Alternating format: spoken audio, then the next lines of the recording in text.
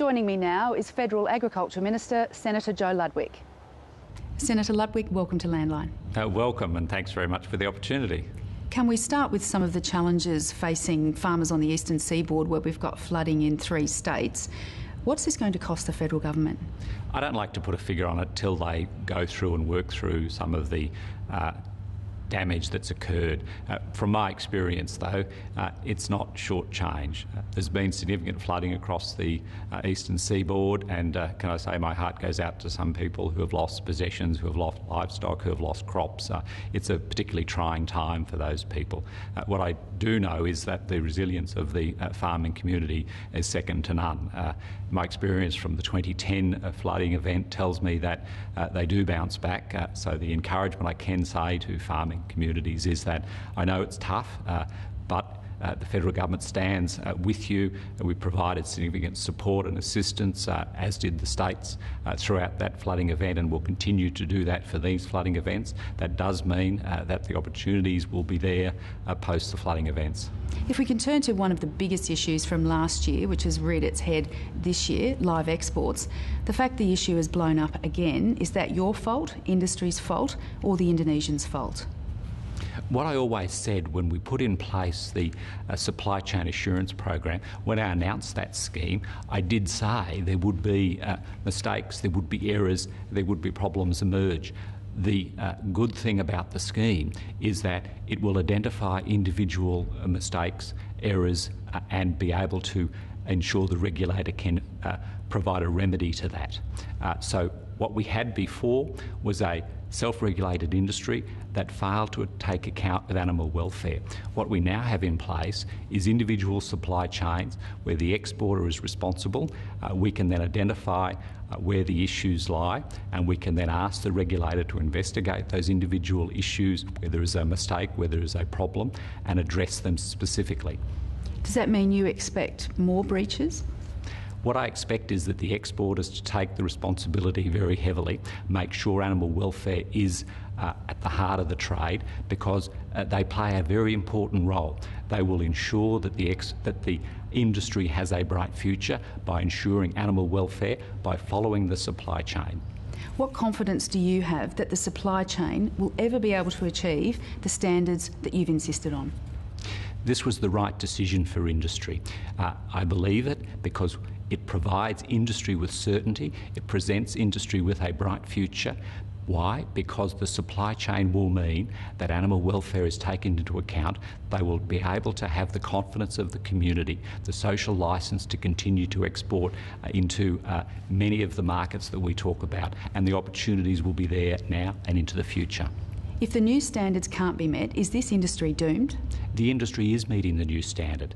When I introduced the new standard from October and to now into many of our export markets, we already have 17 odd more supply chains in place. The industry recognises that this is and will continue to be an important part of their export. And so they are meeting the supply chains. There will be, as I've said, mistakes, there will be errors, there will be problems that arise. The good thing about this system is it will identify individual exporters. It will zero in on them, and if they've failed to manage their export licence, then the regulator will be able to take remedial action against individual exporters, not the industry as a whole. How can you say it's working if we've already had a breach?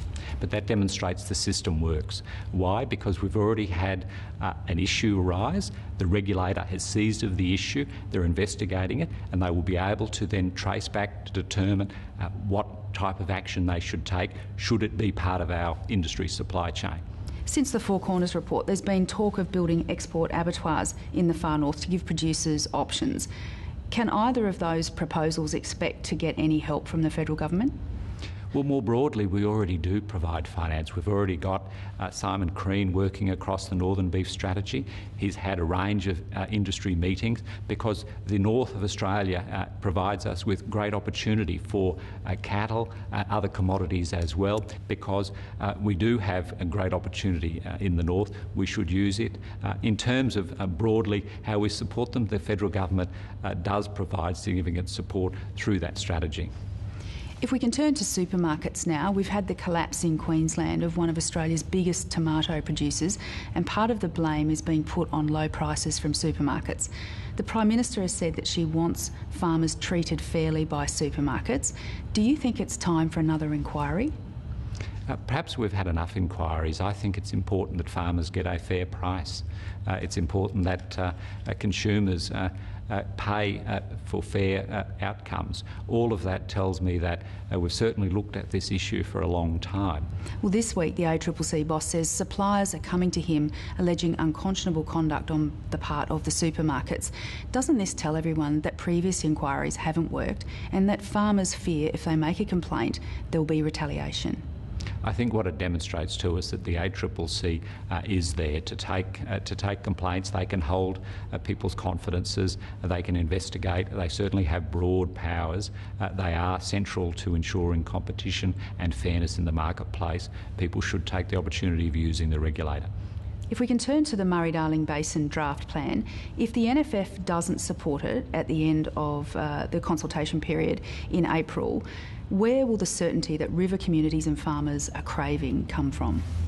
The real certainty here is that this is a once-in-a-lifetime opportunity to address what's been a problem for a very long time.